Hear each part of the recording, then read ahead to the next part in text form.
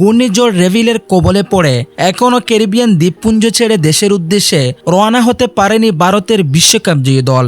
অতি ভয়ঙ্কর ক্যাটেগরি 4 ঘূর্ণিঝড়ে পরিণত হওয়ার পর রীতিমতো হোটেল বন্দী হয়ে পড়েছেন রোহিত কোহলিরা। তবে কবে নাগাদ তারা ভারতে ফিরতে পারবেন তা এখনও অনিশ্চিত।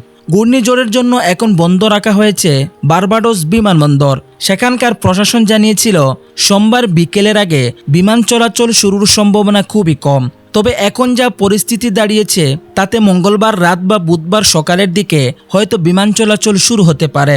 এদিকে বোর্ডের একটি সূত্রের বরাত দিয়ে ভারতীয় সংবাদ মাধ্যম আনন্দবাজার পত্রিকা জানিয়েছে, ঘূর্ণিঝড়ের কারণে হোটেলে আটকে রয়েছে ভারতীয় দল, কিন্তু প্রাকৃতিক দুর্যোগের ফলে হোটেলেও সব জরুরি পরিষেবা পাওয়া যাচ্ছে না।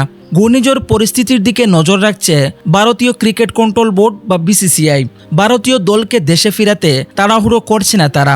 পরিস্থিতির উন্নতি হলে চার্টার্ড বিমানের মাধ্যমে ক্রিকেটারদের দেশে ফেরানোর ব্যবস্থা করা হতে পারে।